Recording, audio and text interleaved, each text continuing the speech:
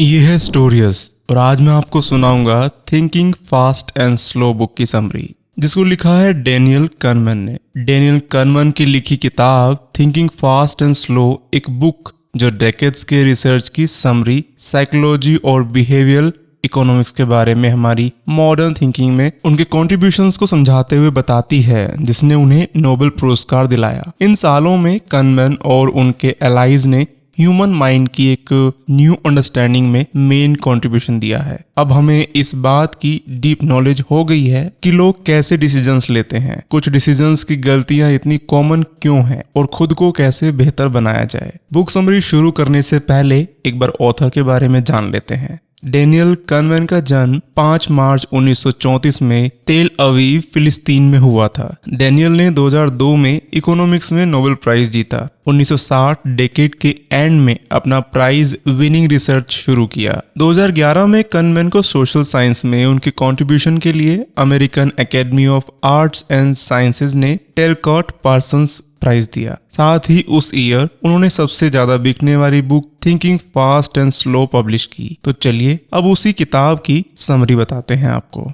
इस वीडियो में आप पहले पार्ट की समरी सुनेंगे। सबसे पहला नियम है, हमारा बिहेवियर दो अलग अलग सिस्टम से कंट्रोल होता है, एक खुद से चलने वाला और दूसरा जो हम जानबूझकर करते हैं। तो चलिए अब इसे एक्सप्लेन करते हैं। हमारे दिमाग में एक दिलचस्प खेल चल रहा है, दो कैरेक्टर्स के बीच एक फिल्म जैसी कहानी जिसमें बहुत सारे टर्न्स, नाटक और फाइट्स हैं। दो ऐसे कैरेक्टर हैं जिनमें से पहला कैरेक्टर सिस्टम 1 से काम करता है, नेचुरल, ऑटोमेटिक एंड इमोशनल, और दूसरा सिस्टम 2 से काम करता है, मैच्योर, स्लो एंड कैलकुलेटेड। जब उनका आमना सामना होता है तो उनकी बातचीत यह फिक्स करती है कि हम कैसे सोचते हैं, डिसीजन कैसे लेते हैं और काम कैसे करते हैं। ये सिस्टम लाखों सालों के डेवलपमेंट की विरासत है। इंपॉर्टेंट बेनिफिट्स क्विक डिसीजन और डिसीजन लेने की कैपेसिटी है। जब हम किसी के डिसीजन लेने, लॉजिक और बिलीफ्स के लिए रेस्पॉन्सिबल ब्रेन के हिस्से की बात करते हैं तो हमारा मतलब सिस्टम 2 से होता है। यह ब्रेन की कॉन्शियस एक्टिविटीज जैसे सेल्फ कंट्रोल और जानबूझकर फोकस करने को कंट्रोल करता है। फॉर एग्जाम्पल, इमेजिन करें कि आप भीड़ में एक लड़की की तलाश कर रहे हैं। आपका दिमाग जानबूझकर काम पर फोकस करेगा। यह किसी की भी खासियत को याद रख सकता है। अगर आप इस पर जानबूझकर फोकस करते हैं तो आप उसे कुछ ही मिनटों में पहचान सकते हैं, जबकि अगर आप डिस्टर्ब हैं तो आपको उसे ढूंढने में प्रॉब्लम होगी। जैसा कि आप अगले पार्ट में देखेंगे, इन दोनों सिस्टम्स के बीच का रिलेशन यह फिक्स करता है कि हम कैसा बिहेव करते हैं। अगला पॉइंट है, the system is lazy. Laziness गलतियां करा सकता है और इंटेलिजेंस को भी अफेक्ट कर सकता है। यह देखने के लिए कि दोनों सिस्टम्स कैसे काम करते हैं, आप स्टिक एंड बॉल प्रॉब्लम का एग्जाम्पल ले सकते हैं। एक बैट और बॉल की कॉस्ट $1.10 है। बैट बॉल से $1 ज़्यादा महंगा है, तो बॉल की कॉस्ट कितनी है? जो कॉस्ट दिमाग में आती है वो है $0.10। ये सिस्टम 1 की इमोशनल और ऑटोमेटिक थ्योरी का रिजल्ट है और यह काम करता है। कुछ सेकंड लें और इस प्रॉब्लम को सॉल्व करने की कोशिश करें। क्या आपको अपनी मिस्टेक दिखाई दी? सही आंसर है $0.05। आपने जो भी अनुमान लगाया वो आपके सिस्टम 1 ने कंट्रोल किया और इंटरनल इमोशंस पर ट्रस्ट करके ऑटोमेटिकली रिएक्शन किया, लेकिन यह बहुत तेजी से रिएक्ट करता है। आमतौर पर जब किसी अनक्लियर सिचुएशन का सामना करना पड़ता है तो सिस्टम 1 प्रॉब्लम को सॉल्व करने के लिए सिस्टम 2 को कॉल करेगा, लेकिन बैट और बॉल की प्रॉब्लम में सिस्टम 1 को फूल बना दिया। ये प्रॉब्लम को बहुत इजी मान रहा था और गलती से मानता है कि इस पर कंट्रोल पा सकते हैं।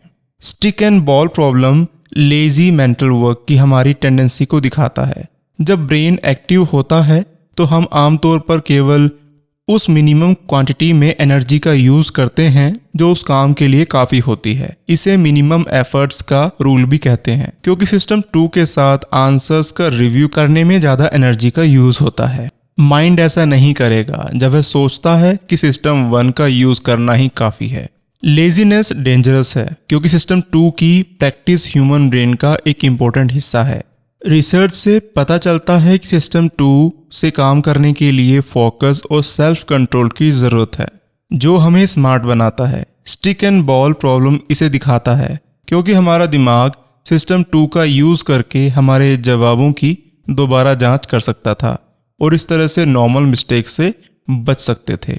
अगर हम सिस्टम 2 का यूज़ करने में लेजी हैं तो हमारा दिमाग अपनी इंटेलिजेंस पावर को लिमिटेड कर देगा। थर्ड पॉइंट है auto pilot. Why we don't always consciously control our thoughts and actions. हम हमेशा कॉन्शियसली अपने थॉट्स और कामों पर कंट्रोल क्यों नहीं रखते? जब आप SO-P वर्ड देखते हैं तो आपके मन में क्या आता है? शायद कुछ भी नहीं, लेकिन क्या होगा अगर आप सबसे पहले EAT वर्ड देखें? अब जब आप SO-P वर्ड को दोबारा देखेंगे तो आपके दिमाग में सूप वर्ड आएगा, SOUP। इस प्रोसेस को प्राइमिंग के नाम से भी जान सकते हैं। जब हम किसी ऐसे वर्ड, कंसेप्ट या इंसिडेंट के सामने आते हैं जो हमें रिलेटेड वर्ड्स और कंसेप्ट्स की याद दिलाता है तो हम ठगे जाते हैं। अगर आप ईट वर्ड के बजाय शावर वर्ड को देखें तो पॉसिबली आपके सामने SOAP सोप वर्ड आएगा, क्योंकि शावर और सोप कोरिलेटेड हैं और आप SO-P में उस मिसिंग अल्फाबेट को भरने के लिए शावर से रिलेटेड वॉशरूम की चीज़ों पर ही निगाह डालेंगे। यह ड्रॉपिंग फिनोमिनन न केवल हमारे थिंकिंग मेथड को बल्कि हमारे काम करने के तरीके को भी अफेक्ट करता है। जिस तरह आपका मन कुछ वर्ड्स और कंसेप्ट्स को सुनकर अफेक्टेड होता है, उसी तरह आपकी बॉडी भी अफेक्ट हो सकती है। इस इंसिडेंट का एक मेन एग्जाम्पल एक स्टडी में पाया जा सकता है, जिसमें पार्टिसिपेंट्स को फ्लोरिडा और झुर्रियों जैसे बुढ़ापे से जुड़े वर्ड से अट्रैक्ट किया गया था, जिनकी रिएक्शंस नॉर्मल से स्लो हो गई थी। जैसे स्टूडेंट से कहा गया कि उन्हें बुढ़ापे पर कुछ लाइनें लिखनी है। जब उन स्टूडेंट्स ने बुढ़ापे के ऊपर लाइंस लिखी, उसके बाद रिसर्चर्स ने ऐसा महसूस किया कि स्टूडेंट्स अब थोड़ा धीमी चाल से चल रहे हैं, जिस तरह से वृद्ध लोग चलते हैं। इसलिए टेम्पटेशन या प्रलोभन से पता चलता है कि पॉपुलर बिलीफ के ऑपोजिट हम हमेशा कॉन्शियसली अपने एक्शंस, डिसीजंस और चॉइसेस को कंट्रोल नहीं कर सकते हैं। इसके बजाय हम हमेशा कुछ सोशल और कल्चरल कंडीशन से डायरेक्शन लेते हैं। फॉर एग्जाम्पल, कैथलीन वॉस ने एक स्टडी में यह प्रूव किया कि सिर्फ पैसे के बारे में सोचने से लोग ज़्यादा पर्सनली जीवन जीते हैं। जो लोग मनी कंसेप्ट्स के शिकार होते हैं, फॉर एग्जाम्पल पैसे की तस्वीरें देखकर फ्रीली काम करते हैं और दूसरों से जुड़ने, उन पर डिपेंड रहने या रिक्वेस्ट एक्सेप्ट करने के लिए कम रेडी होते हैं।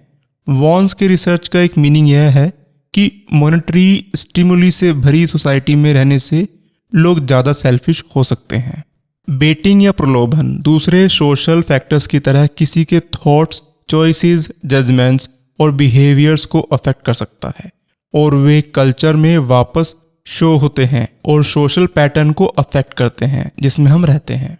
फोर्थ पॉइंट है क्विक जजमेंट। मन कितनी जल्दी सिलेक्ट करता है, तब भी जब उसके पास लॉजिकल डिसीजन लेने के लिए इनफ इंफॉर्मेशन नहीं होती है।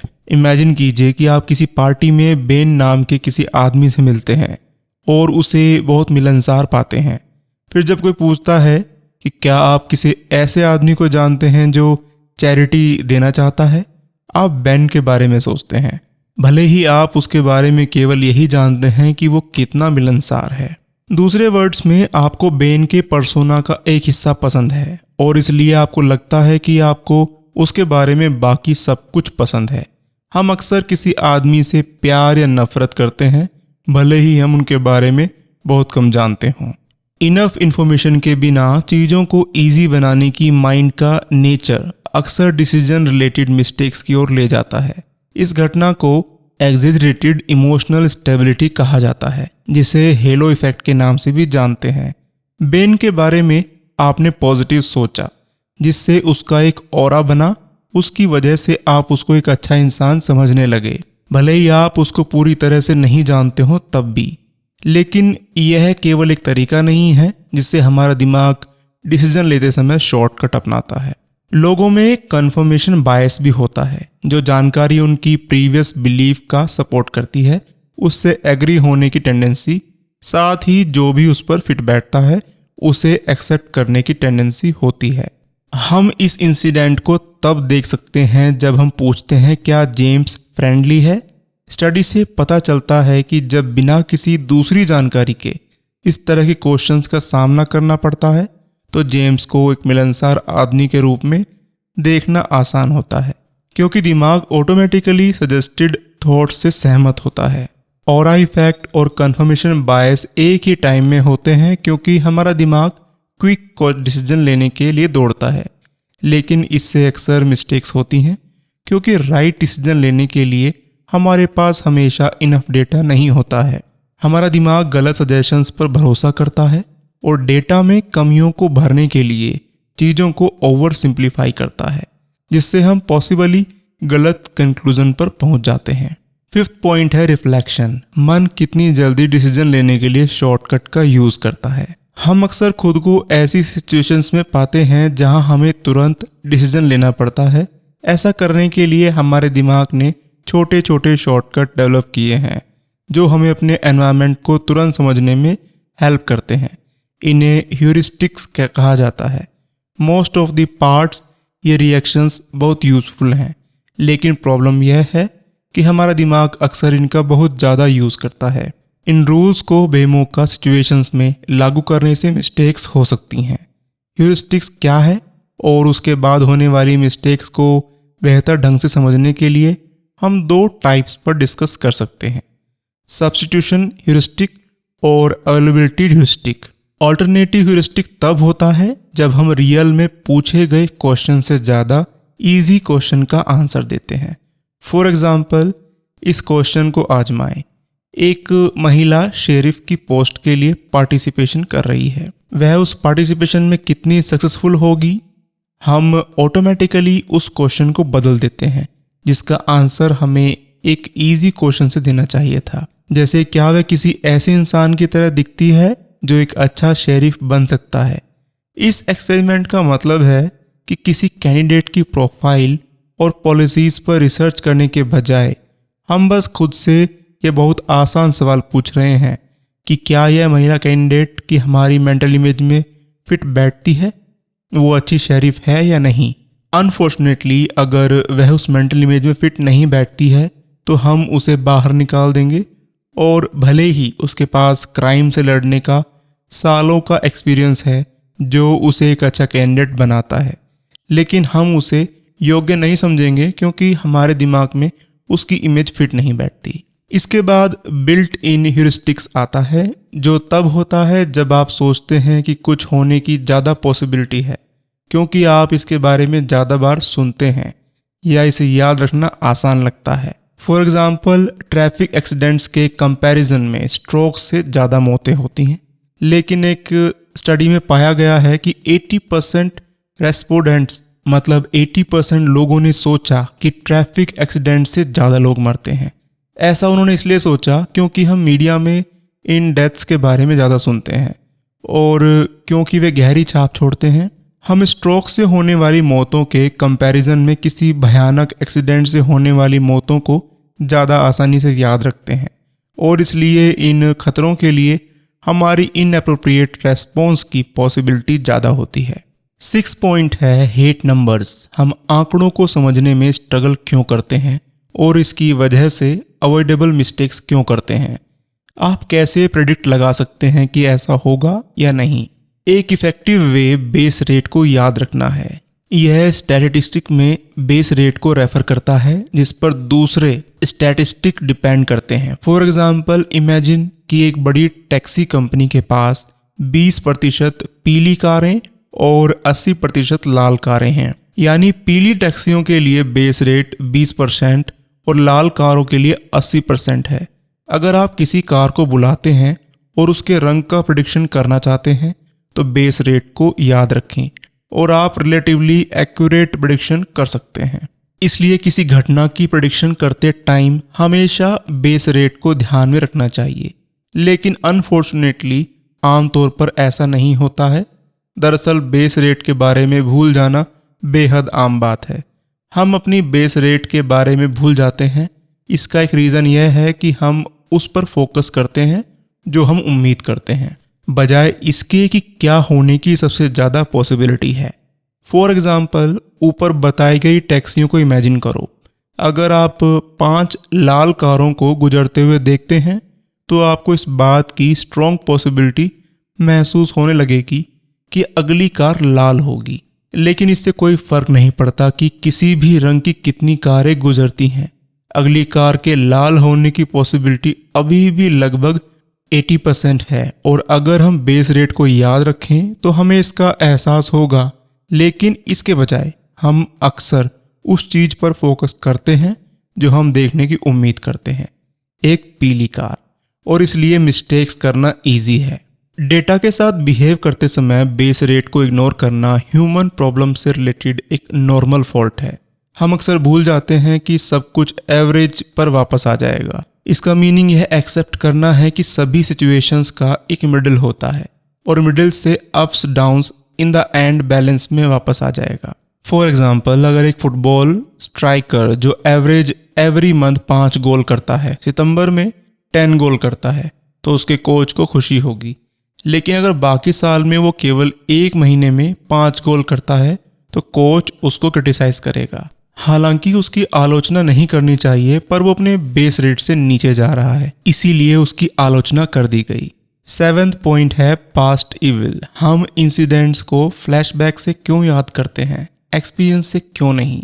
इस पॉइंट के बारे में और किताब के दूसरे पॉइंट्स के बारे में हम चर्चा करेंगे अगले पार्ट में। माफ़ी चाहूँगा इस वीडियो को मैं बाकी वीडियो के कंपैरिजन में छोटा बनाने के लिए। अगली बार की वीडियो थोड़ी लंबी होगी, आपको थोड़ा सा इंतज़ार करना होगा। आपका फीडबैक हमारे लिए बहुत ज़रूरी है। आपको बुक समरीज कैसी लग रही हैं आप कमेंट सेक्शन में लिखकर ज़रूर बताएं। और अगर आप हमें ईमेल करना चाहते हैं तो डिस्क्रिप्शन बॉक्स में ईमेल आईडी दी हुई है, आप मुझे ईमेल भी कर सकते हैं। तो थिंक फास्ट एंड स्लो का पार्ट 1 की बुक समरी यहीं पर ख़त्म होती है। मैं नेक्स्ट पार्ट लेकर जल्दी आऊँगा। तब तक के लिए नमस्कार।